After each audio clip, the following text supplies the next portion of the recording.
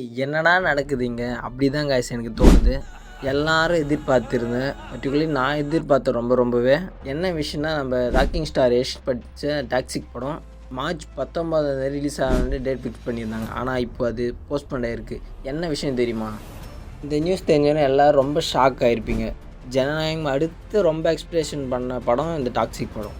தளபதி படம் தான் வரல. ஸோ நம்ம ராக்கிங் ஸ்டார் யஷ் படம் ஏதாச்சும் பார்க்கலாம்னு சொல்லிட்டு ரொம்ப எக்ஸ்பைட்டாக இருப்பீங்க.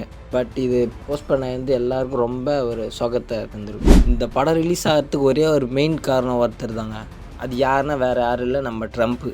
என்னடா சொல்கிற, அவருக்கும் இந்த படத்துக்கு என்னடா சம்மந்தம் அப்படின்னு தானே யோசிக்கிறீங்க.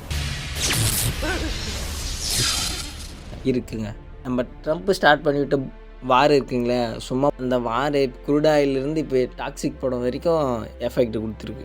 என்ன விஷயம்னா, டாக்ஸிக் படம் குளோபல் லெவலில் ரிலீஸ் பண்ணுறதா பேசியிருந்தாங்க. இதனால் ஆச்சுன்னா, வார் நடக்கிறதுனால இந்த படம் குளோபல் லெவல் ரிலீஸ் பண்ண கொஞ்சம் ப்ராப்ளத்தை ஃபேஸ் பண்ண சொல்லிட்டு டாக்ஸிக் படத்தை கொஞ்சம் தள்ளி வச்சுருக்காங்க. இதில் என்ன ஒரு தளபதி ரசிகர்களுக்கு ஒரு கஷ்டம்னா, இந்த படத்தினால ஜனநாயகம் படம் இன்னும் தள்ளி போகும் வாய்ப்பு இருக்குது. என்னடா சொல்கிறேன்னு நினைக்காதீங்க. ஆமாம் கைஸ், வார் நடக்கிறதுனால டாக்ஸிக் படம் ஜூனுக்கு தள்ளி வைக்கிறதா பேசினாங்க. இதில் என்ன ஒரு விஷயம்னா, நம்ம ஜனநாயகம் தளபதி பர்த்டே ஜூன் டைமில் வைக்கலாம் சொல்லிட்டு பேசிட்டு இருந்தாங்க. இந்த டாக்ஸிக் படம் ஜனநாயகம் ஒரே ப்ரொடக்ஷன், கேவிஎம் ப்ரொடக்ஷன் நடக்கிறதுனால ரெண்டு பேருக்கும் கிளாஷ் விட்டால் நம்ம தலை தான் உள்ளூர்னு சொல்லிட்டு நம்ம ஜனநாயக படத்தை இன்னும் தள்ளி வைக்க வாய்ப்பு இருக்குது கைஸ். இதில் ஒருத்தருக்கு நன்மை இருக்குது. யாருன்னு பார்த்தீங்கன்னா, நம்ம டாக்ஸிக் ரிலீஸ் ஆக வேண்டிய மார்ச் 19 துரந்தர் 2 ரிலீஸ் ஆக வேண்டிய அதே டேட் தாங்க.